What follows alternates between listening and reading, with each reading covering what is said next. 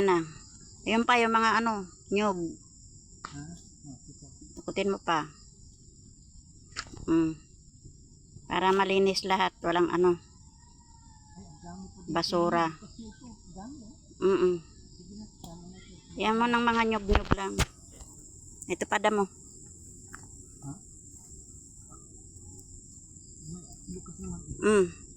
Meron pa yun pa oh. Sige na, dalian mo. Bagal-bagal mo. Oh, yuko ah. Oh, sige, sama mo na yan. Ayan pa. Sama mo na yan. At ako na itambak mo na lang dyan. Ako na lang magbubuhat.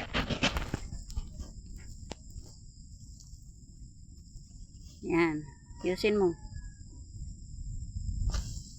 Ako magbubuhat at di ka makayuko na doon. Okay. Ako bahala magbuhat niyan. Lagay mo lahat.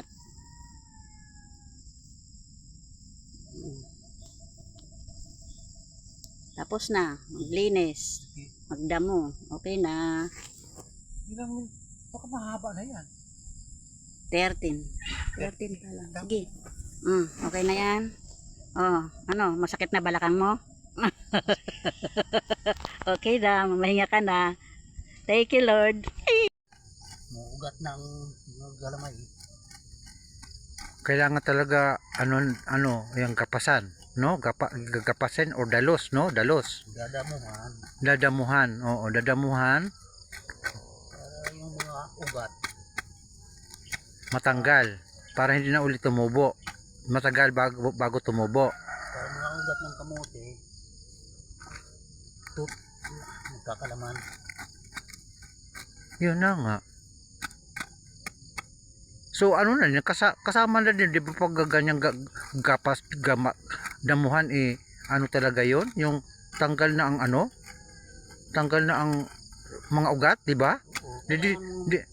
Dadamuhan talaga. Di rin na kuan. Mata tudok akuan. Maiha. Matagal uli, di ba? Magkakalaman Ano ugat. Kasi patay ng ugat niya.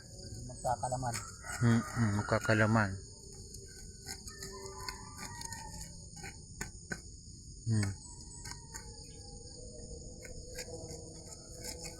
Yan, kapatid ko mabilis gamas, magdamo.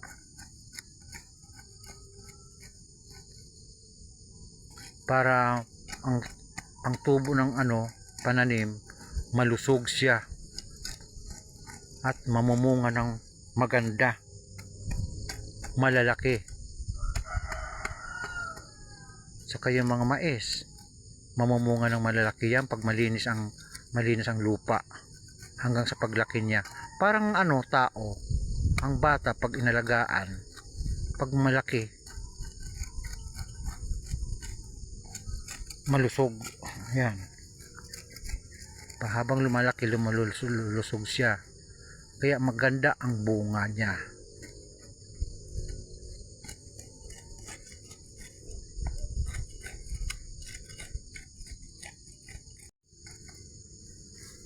Mabuti naman ka Pedring, ka ng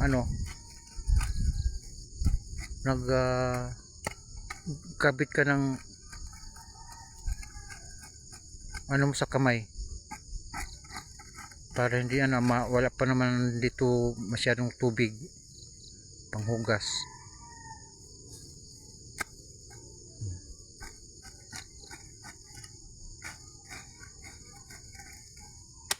Yan ang ginagawa namin dito.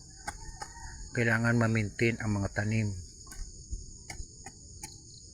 para habang lumalaki sila malusog, ang magiging bunga maganda at malalaki ang bunga niya o ang laman.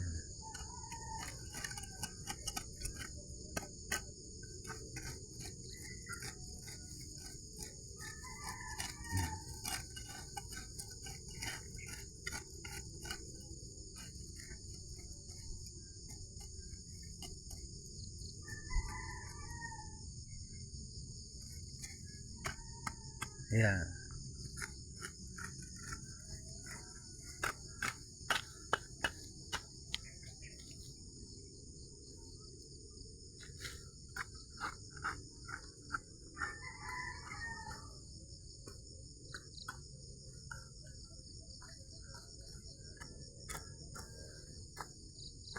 Yan ang ating kalikasan. Dapat alagaan para mapakinabangan ng mga tao at lalo na sa mga magsasaka.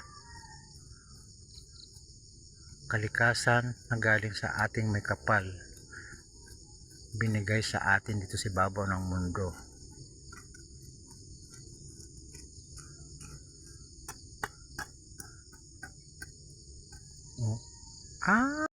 Medyo ano na maluwag-luwag na agad ang nagkapasan niya umagang umaga.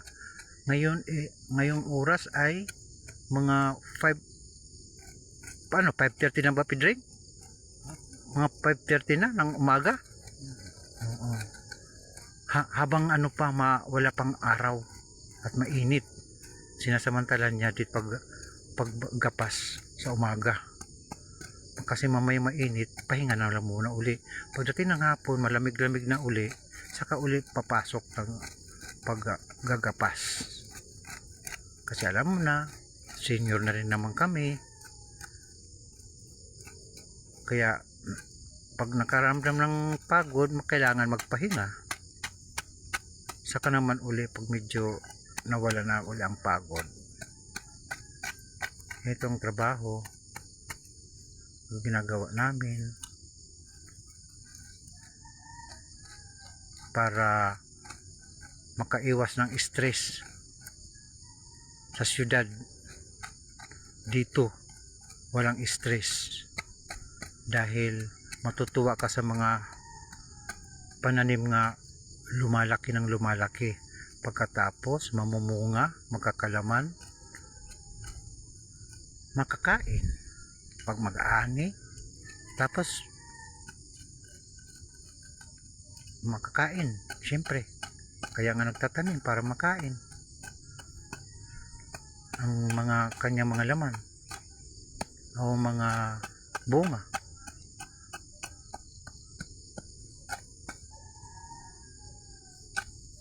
Maluwag na maluwag na kanya nagkapasan ng kapatid ko. Mabilis to maggapas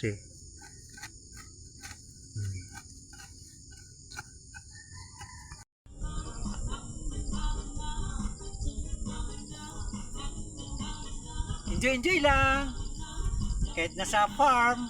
Exercise. Exercise na rin yan, kasama sa exercise. Farm ka dyan.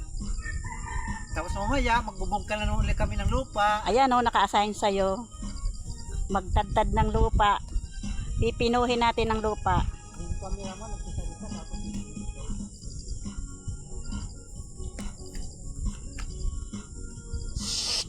Quiet. Ayan ang pala mo. Okay na. Thank you, Lord.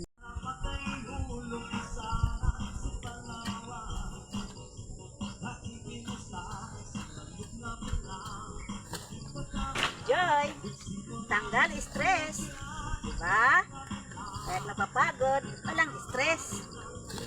Yehey! Exercise, papawis.